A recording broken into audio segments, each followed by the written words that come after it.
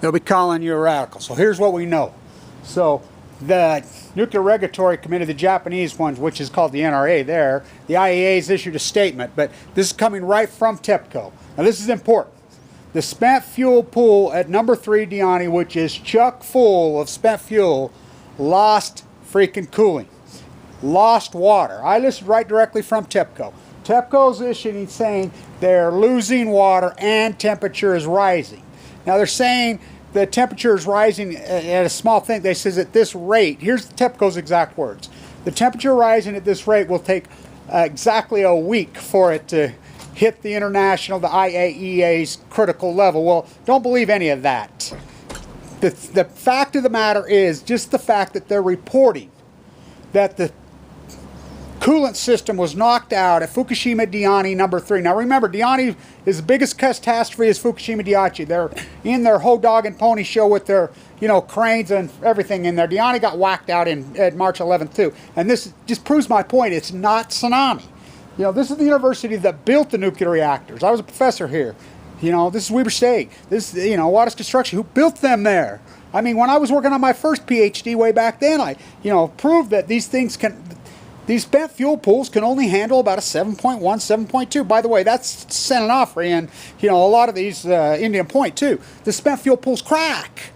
Now, they're not saying that, look, right off the get, it's the only time you're going to get information before they can circle the wagons. He said right off the get in the press conference, TEPCO, that they lost water in multiple spent fuel pools. Then he come back and said the pumps were knocked out in number 3.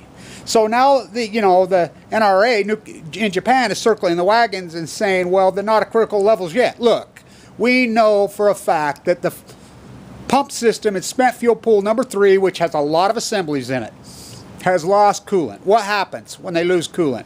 They go together, it's called Zerk fires. There's a live cam on over there. It's daylight over there, We're trying to watch it. It's back at the gate, so here we go again. I mean, it's ongoing, this catastrophe. You fainting goats in this nuclear, my God. Everybody says, wait till it happens in the U.S. Well, what do you think Fukushima is? The jet stream moves left or right. You go into denial. You've been in denial. Oh, it's all fixed. It's all over. That's the apathy of America. Drunk on ignorance and proud of it. I mean, this culture's such a mess here. In such epic denial about Fukushima. Somebody says send in the Navy. I says, oh, they tried that 2,083 days ago. But when they sent the Navy in 2,083 days, Obama freaking made them stand down. John Holdren runs the show, the eugenicist for Berkeley. So this is ironic because the ruling on the USS Reagan, the 32 ships that were set into Fukushima got radiated all, I got leukemia. 5 years ago today, I was just looking at the video. 5 years, I was in the bone marrow transplant, LDS, my very sickest, going in and out of coma. I got leukemia from Fukushima right after, was given 2 months to live. I was in there 5 years ago today, given 2 months to live. Wow. So, what an irony. But, so here's what we know. They've originally said multiple ones were knocked out at Daiichi and Daiichi. Now remember, they're what the cranes supposedly unrolling fuel at one Daiichi and Daini, So we know that the cooling system was knocked out at number 3. And it's, got a giant amount of spent fuel in it. We know that it lost water. We know the temperature's rising there right now.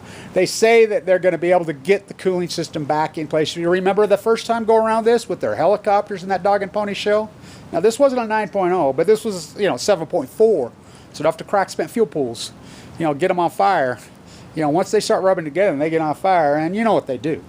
They'll get in there with cranes or whatever and just throw them into the Pacific Ocean. That's what they've been doing the whole time, the Great Pacific Genocide. So that's what we know so far. Stay tuned and I'm going to stay on this. Wow.